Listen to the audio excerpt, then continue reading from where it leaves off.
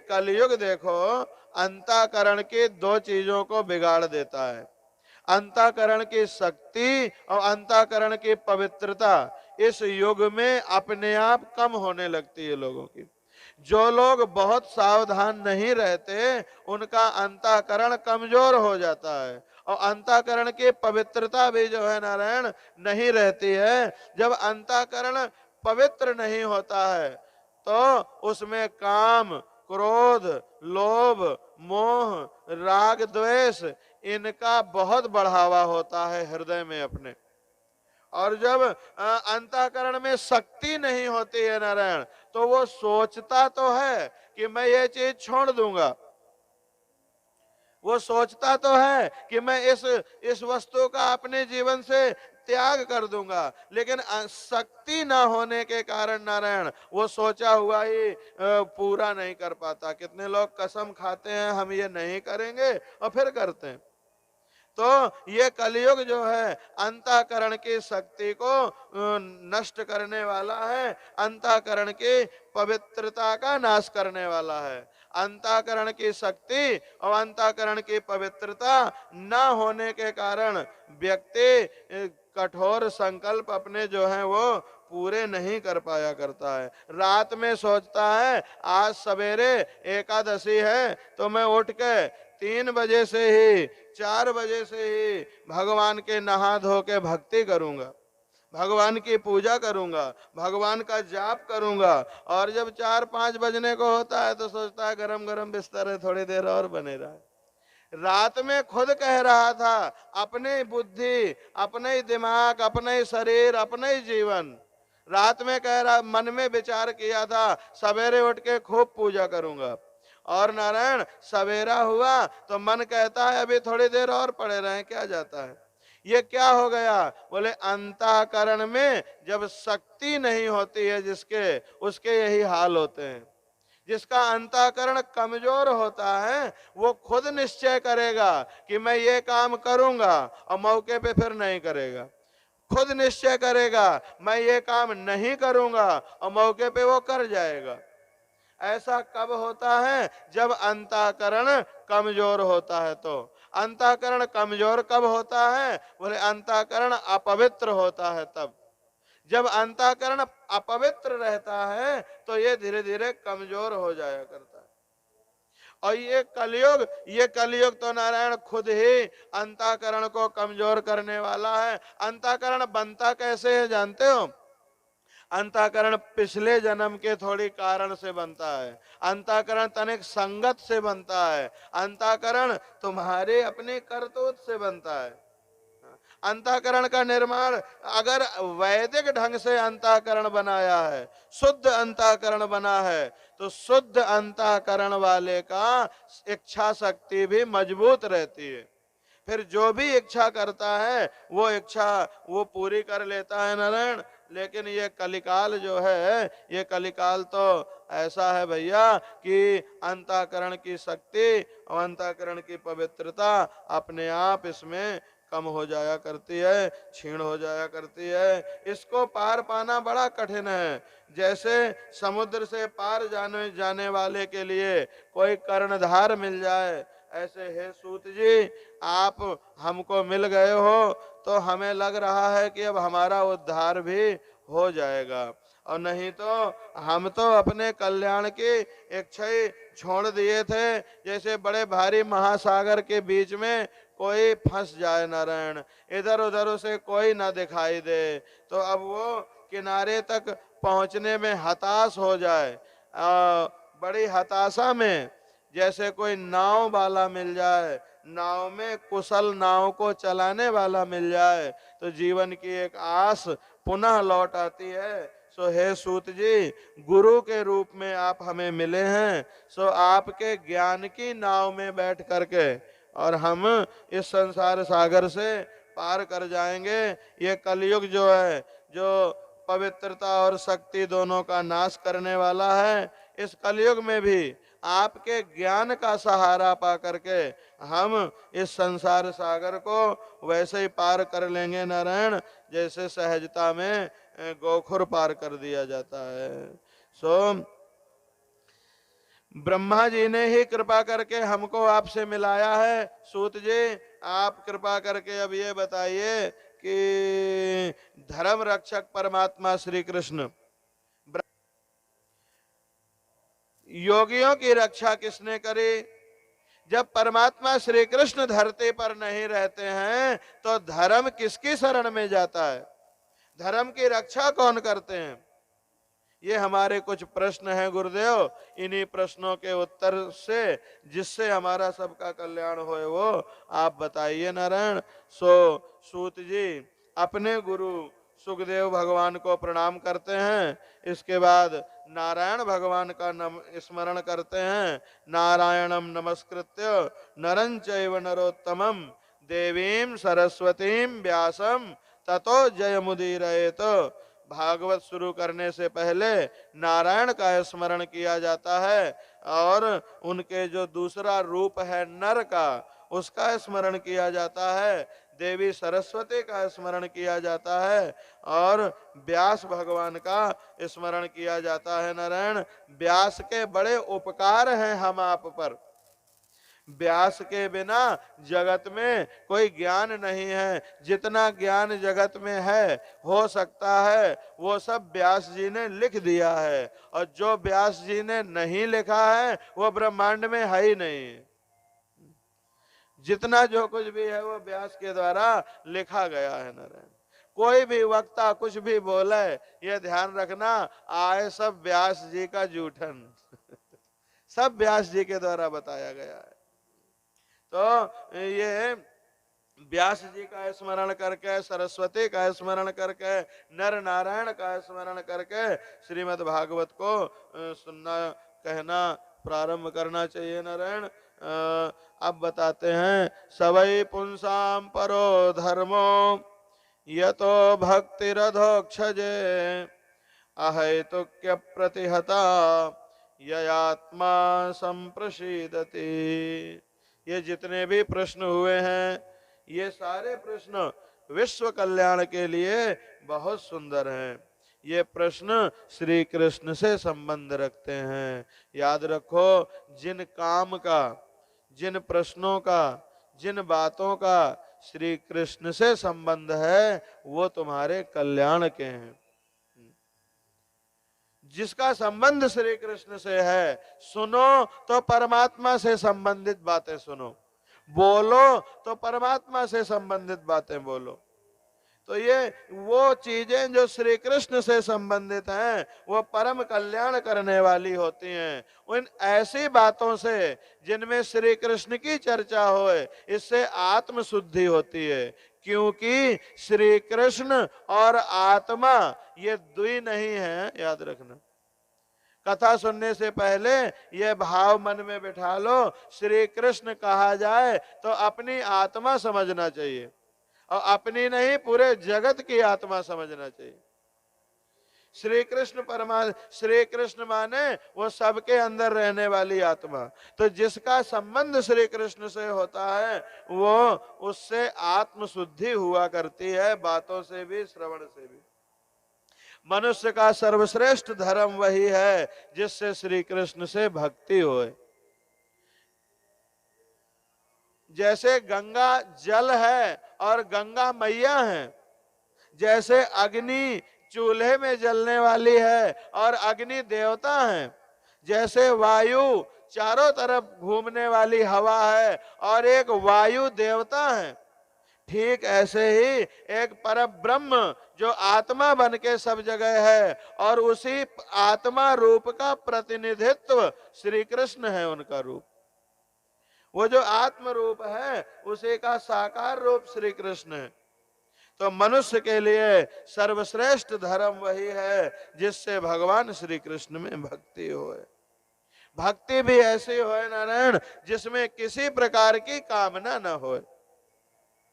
कामना से जो भक्ति की जाती है वो भक्ति अपना 100% फल नहीं देती, रस नहीं देती, सुख नहीं देती। यानी कि पूजा करते तो सभी हैं, पूजा करने में आनंद किसी किसी को आता है, माला जपते तो सभी हैं, लेकिन माला जपने का आनंद, उसका स्वाद किसी किसी बड़भागी को मिलता है, सबको नहीं मिल पाता। मनुष्य के लिए वो क्यों नहीं मिल पाता नारायण स्वाद? बोले उसका कारण है वो कामना से किया जाता है। पैसा के लिए मजूरी करने से मालिक का प्रेम नहीं मिल पाता पूरी पूरी तरह। वो थोड़ी बहुत प्रेम दे भी देगा, ऐसा नहीं है, थोड़ी बहुत सम्मान दे भी देगा, लेकिन वो जो हृदय से गहरा प्रेम होता है वो नहीं मिल पाता है जो पैसा से नौकरी करे। मनुष्य के लिए सर्वश्रेष्ठ धर्म वही है जिसमें परमात्मा की भक्ति हो। भक्ति का पूरा स्वाद तब मिलेगा भैया जब आप निष्काम भक्ति करोगे।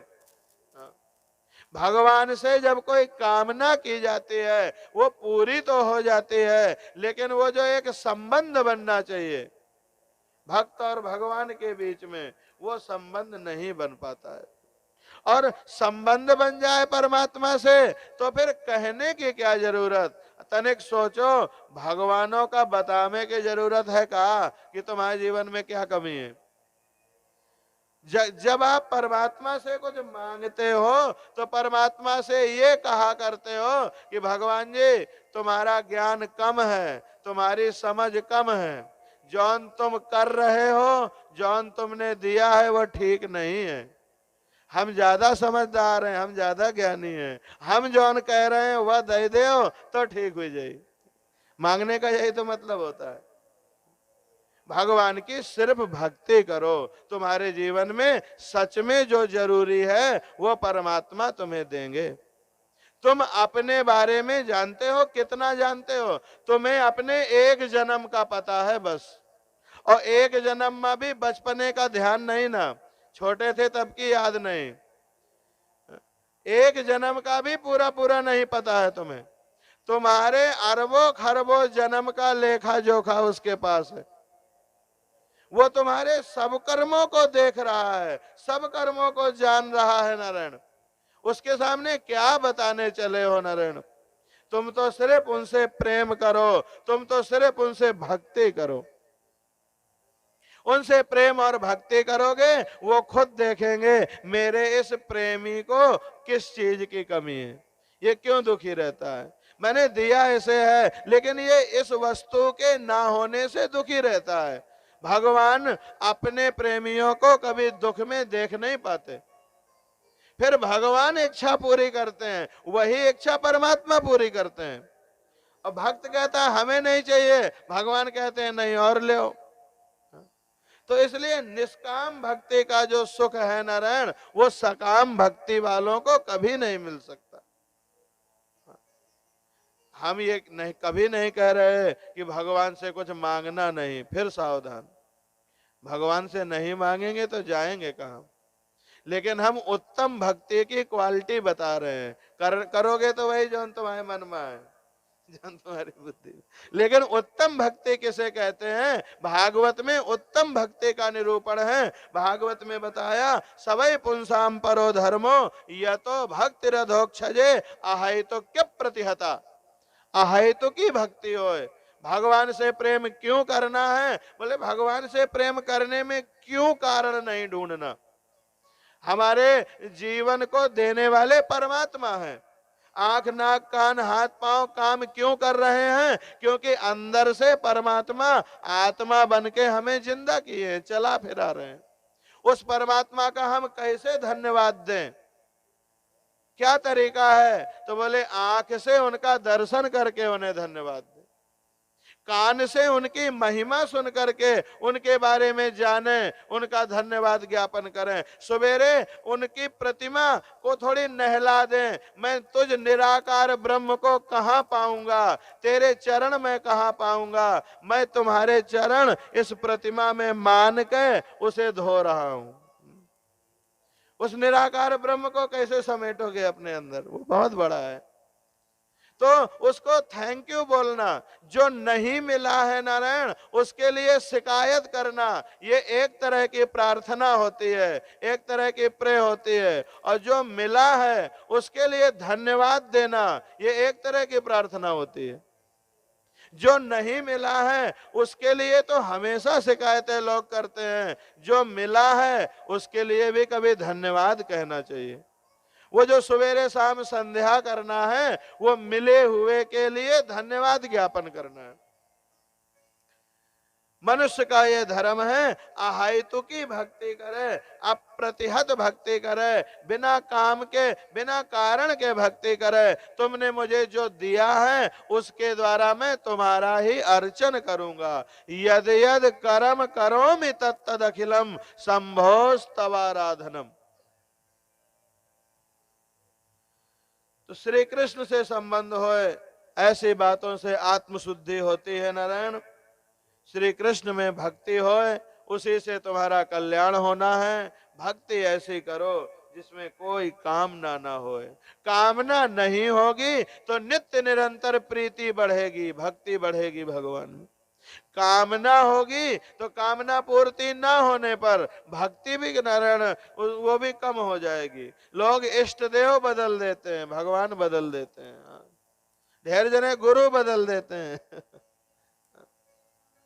और मंत्र तो हर महीने लोग बदलते रहते हैं, बार बार बदलते रहते। अहेतु की भक्ति होए, निष्काम भक्ति होए, बिना किसी कारण के होए, उसमें कामना ना किया जाए। अगर ये भक्ति प्रेम संसार के संबंध में भी ये बात लागू होती है। नित्य निरंतर बढ़ती रहे। नित्य निरंतर कब बढ़ेगी भक्ति? जब भगवान से कोई कामना नहीं करोगे। हम तुम्हारी रजा में राजी हैं, हमें तुम्हारी बुद्धि में, तुम्हारे निर्णय में अपनी इच्छा से भी ज्यादा भरोसा है। मेरे लिए तुम जो करोगे वही उचित होगा। तब आसमी मैं आपका हूं। नित्य निरंतर भगवान में, सज्जन में और दुर्जन में दोनों की मैत्री के भेद बताए हैं। सज्जन और दुर्जन की मित्रता में एक अंतर बताया है। दुर्जन लोग जो होते हैं, दुष्ट लोग जो होते हैं, वो मिलते हैं और मिलते ही बड़े मित्र बन जाते हैं, बड़े प्रेमी बन जाते हैं। 2-4 दिन में तो इतनी पक्की दोस्ती हो जाती है कि एक दूसरे के बिना रह नहीं पाते। और कुछ दिन बाद ही जैसे ज्यादा समीप रहते हैं तो फिर लड़ाई हो जाती है, बुराई हो जाती है, दुश्मनी हो जाती है। एक दूसरे का मुंह देखना पसंद नहीं करते, एक दूसरे की बात करना पसंद नहीं करते ना। दुर्जनों की मैत्री प्रारंभ में बड़ी होती है और बाद में छोटी होते होते खत्म हो जाती है, ढेर जने के दुश्मनी बन जाती है।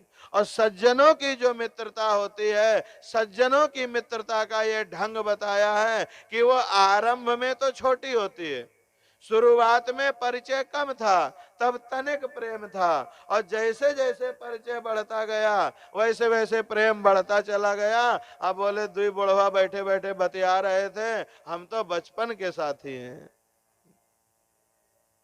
सज्जनों की मित्रता आयु के साथ साथ बढ़ती है नारायण, और दुर्जनों सज्जनों की मित्रता पहले छोटी होती है, बाद में बड़ी हो जाती है। और दुर्जनों की मित्रता पहले बहुत पक्की होती है और बाद में धीरे धीरे धीरे धीरे कम हुई जाती, दुश्मनी भी बन जाती है नारायण।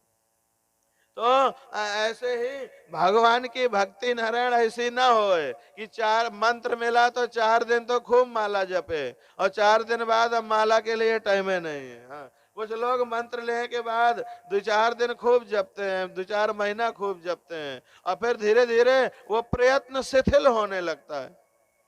भक्ति तो ऐसी होए नारायण जो नित्य निरंतर बढ़ने वाली होए। जवानी में मैं इतना जाप करता था, अब बुढ़ापा आ गया है, अब भगवान के घर जाना है, अब थोड़ी और ज्यादा बढ़ाना है, और ज्यादा करना है भगवान का स्मरण। तो भक्ति निरंतर बढ़ती रहे और जब भगवान में बिना किसी कामना के निष्काम भाव से ऐसी भक्ति आ जाएगी भैया, तो हृदय में तुम्हारे आनंद स्वरूप परमात्मा बैठे हैं।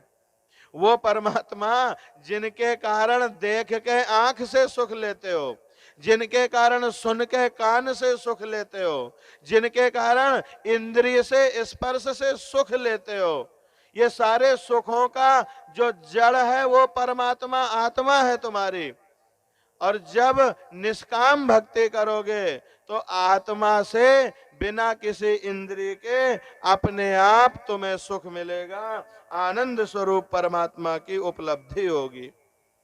वासुदेवे भगवते भक्ति योग प्रयोजितः जनयत्यासु वैराग्यम ज्ञानम च यद हेतुकम।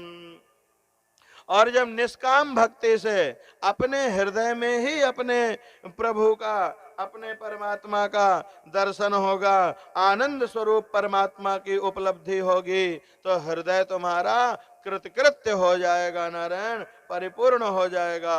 भगवान श्री कृष्ण में भक्ति होते ही, उनसे प्रेम से अपना चित्त उनसे जोड़ते ही नारायण निष्काम ज्ञान प्रकट हो जाएगा, वैराग्य का आविर्भाव हो जाएगा। जैसे पैसा में चित्त जोड़ते हैं, गिनती करते समय बड़ा मन लगा के गिनते हैं, मन उसी में लगाते हैं, क्रिया करके नारायण गिनते हैं, और गिनने के बाद इतने हजार हैं ऐसा मान के रख देते हैं। ठीक ऐसे ही मन बुद्धि लगाई उसमें तो कितने हैं ये बोध हो गया। ठीक ऐसे ही जब भक्ति के द्वारा भगवान में अपना मन लगाओगे, चित्त लगाओगे, एकाग्रता से परमात्मा में डूब जाओगे नारायण, तो हृदय में अपने आप ही निष्काम ज्ञान और वैराग्य प्रकट होगा। जैसे गिनती करने के बाद में कितने रुपया हैं ये बोध हो जाता है ना, प्रकट हो जाता है इतने पैसा है। ऐसे ही भगवान की निष्काम भक्ति करो, और जैसा मन एकाग्र होता है पैसा गिनते समय, जैसा मन एकाग्र होता है संसार के काम में, उनसे भी अधिक एकाग्रता भगवान में लगाओ तो निष्काम ज्ञान और वैराग्य तुम्हारे जीवन में प्रकट हो जाएगा नारायण। याद रखो, भक्ति करके परमात्मा को पाना है, और परमात्मा को पाए के फिर भक्ति करनी है। भक्ति दो काम करती है, भक्ति करोगे तो परमात्मा मिलेंगे, और परमात्मा मिल जाएंगे तो क्या करोगे बोले तो फिर भक्ति करेंगे। दोनों भक्तियों में स्वाद बदल जाएगा, मतलब बदल जाएगा, और उसका नारायण ढंग भी बदल जाएगा। धर्म का ठीक ठीक अनुष्ठान करने पर भी धर्म बहुत करते हो, दान बहुत करते हो, और भगवान से प्रेम नहीं है, भगवान की पूजा में मन नहीं लगता, भगवान की लीला कथा में अनुराग नहीं होता नारायण, तो तुम्हारा धर्म धर्म श्रम है नारायण, उस धर्म में कहीं कमी है। क्योंकि धर्म का फल है परमात्मा से प्रेम होना।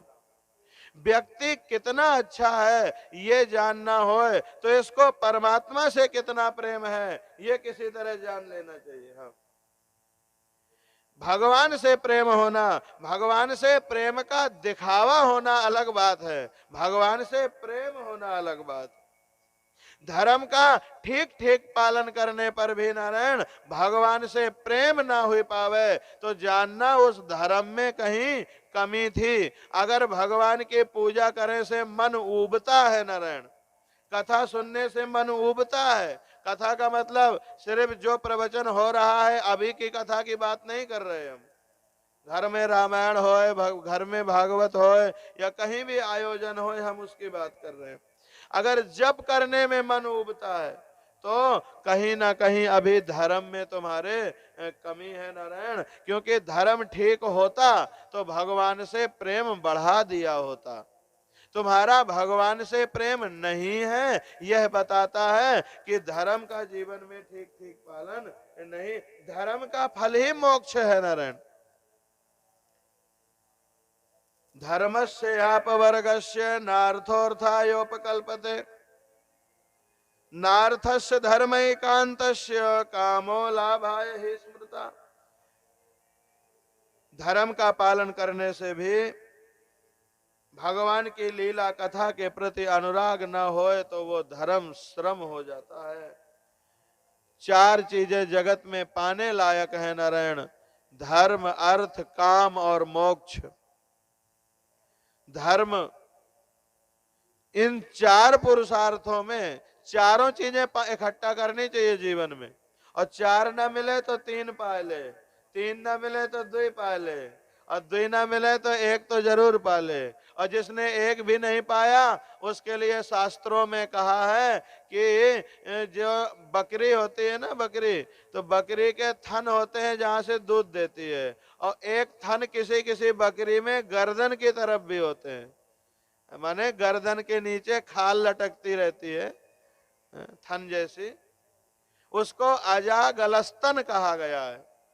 धर्मार्थ काम मोक्षस्य यस्य एकोपि न विद्यते अजागलस्तनस्यैव तस्य जन्म निरर्थकम। तो जैसे बकरी के गर्दन में लटकने वाली जो खाल होती है, उस खाल से ना तो बकरी को कोई फायदा होती है और ना बकरी के मालिक को कोई फायदा होती है। तो ठीक ऐसे ही जिसने अपने जीवन में धर्म, अर्थ, काम और मोक्ष कुछ भी प्राप्त नहीं किया, उसका तो जीवन वो बकरी के गर्दन में लटकते हुए खालरी की तरह व्यर्थ है नारायण, वो किसी काम का नहीं है। ये चार चीजें कमाने और पाने योग्य हैं। पहला है धर्म। धर्म का संबंध सावधानी से समझें, धन से नहीं है, धर्म का संबंध मोक्ष से है।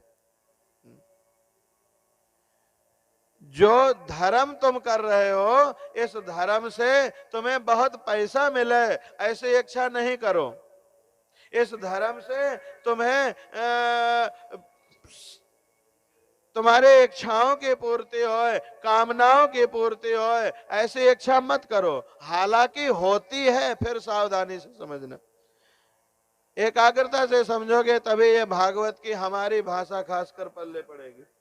धर्म जो है नारायण, धर्म से धन भी मिलता है और धर्म से सब इच्छाओं की भी पूर्ति होती है, लेकिन धर्म किया क्यों जाता है? धर्म मोक्ष को ध्यान में रख के किया जाता है। धर्म मोक्ष के लिए है, धन के लिए धर्म नहीं है। हालांकि जो धर्म करते हैं परमात्मा उन्हें धन भी देते हैं और उन्हें सुख भी देते हैं, उनकी इच्छाओं की पूर्ति भी करते हैं, लेकिन तुम्हें जो धर्म करना है, याद रखो, धर्म धन के लिए मत करना। धर्म धन के लिए करोगे तो इतनी जल्दी धन मिलेगा भी नहीं और मोक्ष से भी चूकोगे। धर्म होता है मोक्ष के लिए। धर्म, अर्थ, काम, मोक्ष में धर्म का संबंध मोक्ष से है। उसकी सार्थकता धन की प्राप्ति में नहीं है। अर्थ की प्राप्ति में धर्म की सार्थकता नहीं हो सकती नारायण। और अच्छा ठीक है, अर्थ काहे लिए है? तो बताया अर्थ इसलिए है, धर्म अर्थ, जब धर्म से अर्थ नहीं नारायण जुड़ा, धर्म से मोक्ष जुड़ा है, तो अर्थ फिर है किस लिए? तो बताया अर्थ जो है वो केवल धर्म करने के लिए है। गौर से समझें, धर्म है मोक्ष के लिए और अर्थ होता है धर्म करने के लिए। मेरा जीवन धर्म पूर्वक बीत जाए, मैं खुद धर्म से खा सकूं, मेरे आश्रित जितने बच्चे हैं, जितने लोग हैं, धर्म पूर्वक उनका जीवन बीत जाए, वो खाए ले, पहन ओढ़ ले, और धर्म कर सकूं। जीवन के बहुत सारे धर्म होते हैं नारायण। गंगा जी जाना है तो वह एक धर्म है, वह में कुछ धन लग चाहिए। प्रयाग आना है तब भी कुछ धन चाहिए, उस धन से ही धर्म होगा। तो धर्म का फल मोक्ष है, उसकी प्राप्ति अर्थ में नहीं है। अर्थ केवल धर्म के लिए है। अगर तुम्हारे जीवन में अर्थ होगा तो नारायण तुम धर्म ज्यादा कर पाओगे और धर्म की और रक्षा कर पाओगे। तो धर्म अर्थ के लिए नहीं है, तुम्हारा जीवन धर्म पूर्वक बीत जाए इसलिए अर्थ बना है। लेकिन लोग अर्थ से क्या करते हैं? बोले अर्थ से संसार के सुख करते हैं नारायण, चीजें, वस्तुएं, घर, मकान बढ़ाते रहते हैं और उस धन से भोग विलास करते हैं। वास्तव में धर्म पूर्वक जीवन बीता है इसलिए धन है।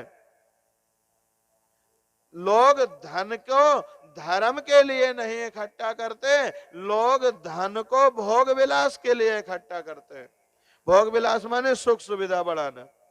धन होता तो इसलिए है कि धन होगा तो हम मन चाहे बड़े बड़े धर्म कर पाएंगे, नहीं तो अश्वमेध करें के कहो कि हालांकि इस युग में नहीं होते हैं, और इतना बड़ा यज्ञ करने की इच्छा हो और इतना धन ही नहीं है तो मन दबा के बैठना पड़ेगा।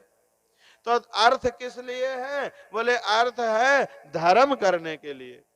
लेकिन लोग अर्थ से धर्म ना करके उसको भोग विलास में लगाते हैं। किसी ने कहा ठीक है हमने बात मान ली, हम धर्म करेंगे मोक्ष के लिए, धन कमाएंगे धर्म करने के लिए, भोग विलास के लिए नहीं। तो ये बताओ कि फिर भोग विलास बनाए काहे है? फिर ये बने क्यों है? अगर धर्म धन से भोग विलास नहीं, सिर्फ धर्म ही करना है, तो फिर ये भोग विलास क्यों बने हैं? श्रीधराचार्य जी ने उत्तर, श्रीधराचार्य जी उत्तर देते हुए बताए श्रीधरी टीका में नारायण कि भोग विलास उसका फल नहीं है, भोग विलास तो इसलिए बने हैं ताकि तुम जिंदा रह सको। हाँ। इंद्रियों को सुख देने के लिए भोग विलास नहीं बने हैं। लोग इंद्रियों को मजा देने के लिए भोग विलास बनाए हैं, करते हैं नारायण। इंद्रियों को सुख देने के लिए नहीं, जीवन धारण करने के लिए भोग विलास बनाए गए। बिस्तर में सोना भी भोग विलास है, खाना पीना भी भोग विलास है, गाड़ी में बैठ के आना जाना भी भोग विलास है। ये भोग विलास क्यों बने हैं? ताकि तुम अपने जीवन को ठीक से धारण कर सको। जीवन धारण करने के लिए भोग विलास बने। अब ये मुंह में स्वाद कहे आता है कि ढेर लोग रात से सवेरे से दिन भर खाने के लिए परेशान रहते हैं, अच्छा स्वादिष्ट मिलना चाहिए। वास्तव में खाने के लिए ये जो जीव में स्वाद की मशीन परमात्मा ने लगाई है, ये स्वाद जो है नारायण, ये तुम्हें मजा देने के लिए स्वाद की मशीन नहीं बनी है। शरीर में कोई ऐसा तत्व ना चला जाए नारायण जो शरीर को बिगाड़ दे, सड़ा दे, गला दे, विजाती चीज ना चली जाए। इसलिए जीभ में ब्रह्मा जी ने एक ऐसी मशीन लगा दी कि जैसे मुंह में रखोगे अंगूर और वो बता देगा कि सड़ा है कि ठीक है। तनिक भी खराब चीज मुंह में गई तो वो स्वाद से पता लग जाएगा कि ये चीज, ये वस्तु शरीर के लिए हितकर है कि शरीर के लिए हानिकारक है। तो ये स्वाद की जो मशीन रखी है परमात्मा ने, वो रखी तो है कि शरीर की रक्षा रहेगी।